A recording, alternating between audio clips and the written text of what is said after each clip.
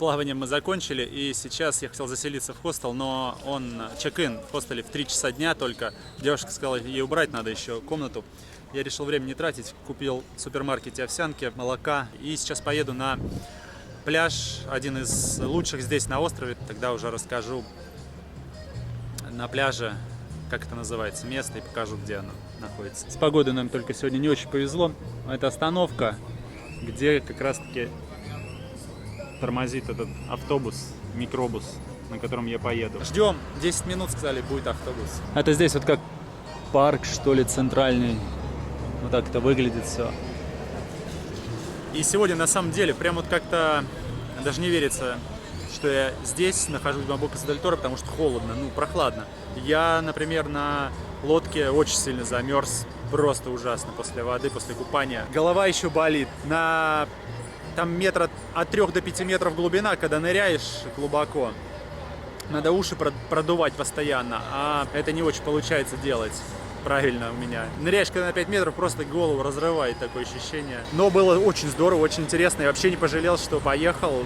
И хорошо, что так получилось, что я туда поехал в первую очередь. В общем, все узнал, ехать полчаса, и проезд стоит $2,5.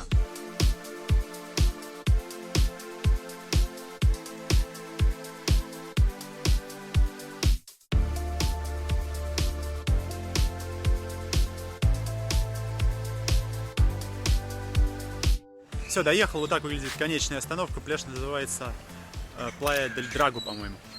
И чтобы попасть на пляж со звездами, нужно вот прям по дороге идти или по берегу. Сейчас дойдем, посмотрим, что там. О, здесь уже мне больше нравится.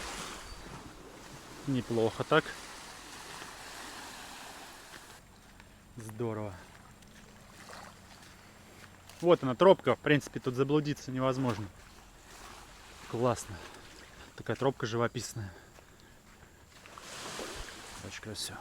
Тут мангровые джунгли. По мостику переходим. Такая прозрачная вода. Оп.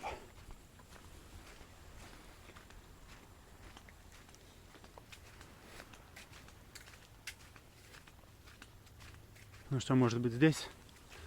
Или дальше? Сейчас пройдем, ладно, еще чуть-чуть. О, там людей сколько. Наверное, там и звездочки. Сейчас пойдем посмотрим.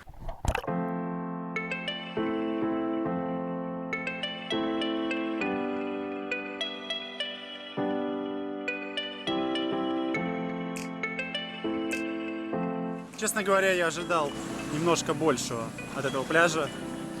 Прям его разрекламировали. На дайвинге сегодня я получил гораздо больше впечатлений. Там же были морские звезды. Я думаю, пока здесь не было людей, пляж был более интересный. А так, конечно, ну, и я, в принципе, не особо любитель пляжного отдыха. Не впечатлило. Особо задерживаться здесь смысла больше не вижу. Купаться я не хочу. Поэтому поеду возвращаться.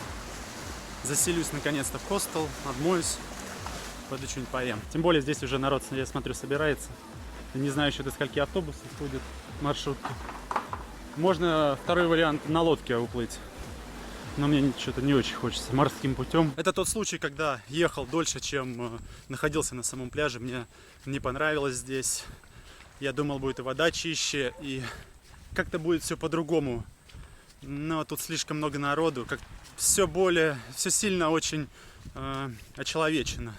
Мне нравится более такой natural, натуральные места. А здесь уже подзагажено людьми. Я такой не очень люблю. Мне даже больше в начале этого пляжа понравилось, где вот автобус останавливался, чем здесь. Уже зря только топал сюда и зря ехал. Ну, не зря, точнее, я хотел все равно показать это место, поснимать его. И дорога сюда вполне такая живописная оказалась. Кстати, если сравнивать с костариканским Карибским побережьем, в принципе, там, на мой взгляд, не хуже. Тоже очень хорошо. Со стороны Карибов, уже ближе к панамской границе, тоже очень красиво. Единственных звезд я не видел, но я их и не искал. Чуть не забыл сказать. Для многих сейчас, наверное, информация будет новой. Дело в том, что из Центральной Америки наземным путем попасть в Южную Америку невозможно, потому что панамериканское шоссе прерывается в Панаме. Она прерывается и возобновляется уже на колумбийской стороне. Все это из-за того, что на территории Панамы и Колумбии, по сути, тропический лес. Там нет населенных пунктов как таковых и сельва, ну, то есть заболоченные места, там живут индейцы. Дороги нет, она заканчивается. То есть попасть наземным транспортом, наземным путем из Центральной в Южную Америку невозможно. Ну, только если в составе какой-то специальной экспедиции. И такие экспедиции, кстати, проходят. Это экспедиции через джунгли, на там, вездеходах, на мотоциклах, я знаю. Кстати, есть фильм один, он немножечко, там есть моменты этой экспедиции, ну, тоже затрагивает эту экспедицию, эту, скажем так, тему. Называется «Искусство путешествовать». В принципе, можно посмотреть. Хороший фильм. Дорога прерывается, насколько я помню, читал, на 87 километров. Она прерывается, и правительство США, по-моему, даже деньги выделялись на разработку проекта по устройству этой дороги в 70-х в начале. Но это было заморожено. По-моему, против были экологи. Потом в начале 90-х пытались возобновить этот проект строительства дороги. И по тем же самым причинам, по сути, он уже опять же был заморожен. То, что экологи говорят, что нанесет непоправимый ущерб строительства трассы местной флоре и фауне. Также против этих индейцев, которые там живут. Поэтому, да, вот в 21 веке вот такой вот факт. Дороги нет. Можно попасть паромом. Сейчас, по-моему, паромом переправляются. Ну, не говоря уже, конечно, о авиамаршруте. А так паромом. Автомобили в основном переправляются.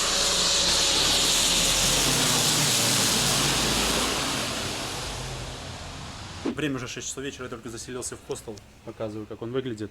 Вот это моя кровать. Здесь всего их 4, не это совсем немного. Здесь ящики с ключом.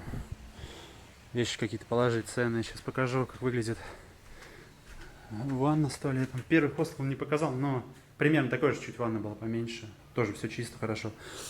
Потом еще покажу дальше, что здесь это стоит $13 с полотенцем. Так, и обмываться, и надо погулять еще вечер целый. Хотя спать охота жутко. Вот такая тут еще прихожая есть, и там гамачки, и внизу кухня. В принципе, все. Вот так патаконы делаются. Это патаконы? Нет, патаконы. Сначала они жарятся во фритюре, вон там, просто куски банана, платана, это платана. Расплющивается и снова жарится. Решил себе курицы заказать. $5 стоит. Сейчас покажу блюдо.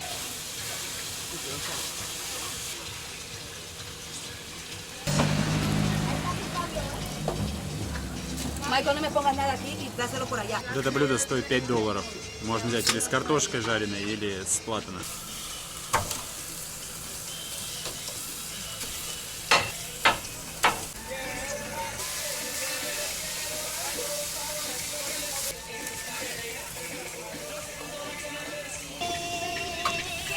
Реально здоровая порция. Очень вкусная. Не знаю, как она маринуется. Но я видел, что в соус в этот, который она поливает, она добавляет кока-колу. Сейчас попробуем платанос. Тоже очень вкусно. Время 7 утра. Будем выбираться с острова в обратном направлении. Двигаться в сторону Сан-Хосе. Там, кстати, как вы уже заметили, аэропорт сзади, но он совершенно не мешает. Я, честно говоря, ни одного не слышал самолета, когда садился. Ну что, отправляемся, время 7:30. Такая погода. А с той стороны снова заходят тучки, и, скорее всего, сегодня опять пойдет здесь дождь. На лодке, кстати, лучше садиться спереди, потому что меньше брызг будет.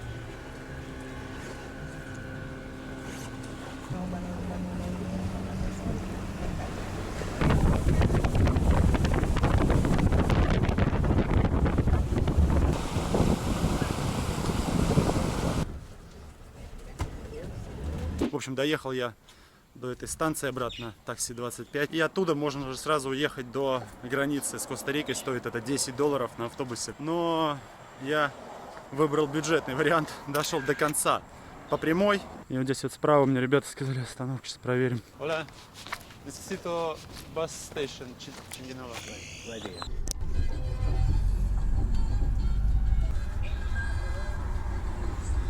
На этом автобусе я доехал до границы. И сейчас пойдем ее переходить. Я смотрю, все вон в ту сторону идут. Кстати, забыл сказать, проезд стоил $1, а в прошлом автобусе стоило $1.45. И ехали мы в районе 1,5 часов до сюда с пересадками. Как попасть на этот автобус? Прошлый с Бокас-дель-Торо, он приезжает, привозит вас, в принципе, на остановку автобусную. Это финальная, конечная остановка. И там лучше спросите у тех же маршрутчиков, с которыми вы ехали. Они вам расскажут, где этот автобус. Там буквально 100 метров, 50 до него. У меня он был такой большой. Скорее всего, у вас тоже будет большой. По мостику переходим. Вот такому, на ту сторону. Ну что, вообще 2 минуты делов, и мне не спрашивали даже билет обратный. Эксперт, как проехать границу. Туда и обратно, без обратного билета. Мне сказали, здесь автобус на Сан-Хосе. И сейчас пойду узнавать. Кстати, никаких штампов о выезде из Панамы я не ставил. Не знаю, надо было это делать, но мне не ставили ничего. Я решил все-таки вернуться и поставить этот штампик о выезде на всякий пожарный. Это все потому, что вот те ребята на мосту не спросили у меня паспорт. Они у всех проверяют паспорта. У меня не спросили.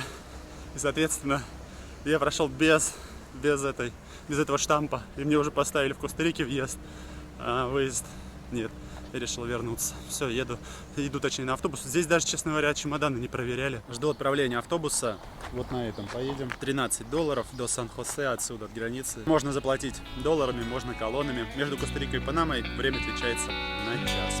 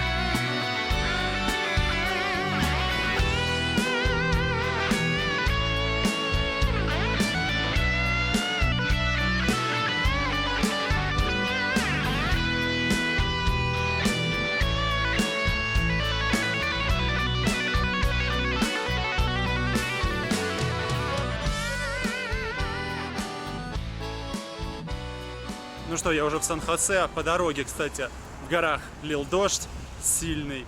Хотя в Лимоне ни одной тучки, жарко, а здесь, ну, такая переменная облачность. Достаточно комфортная температура, прохладненько. Отлично, уже подхожу к станции Мусок и еду в Перес. Время сейчас 16:27. Ехал я с 10 до 3:30. Достаточно долго. Тут старые такие поезда стоят. Железная дорога, остатки. 5,5 часов я ехал, получается. Честно говоря, подустал. Все эти переезды, ночлеги. И хочется уже домой. Нормально поспать, не спешить никуда. Ну что, вот и закончилось мое путешествие. Я дико устал, честно говоря, поэтому подписывайтесь на канал, ставьте лайки, задавайте вопросы в комментариях, комментируйте видео. В принципе, на этом все. Будем заканчивать. Все добавляйтесь в друзья, подписывайтесь на социальные сети. Все ссылки в описании под видео. На этом все. Всем пока и до новых встреч. Увидимся.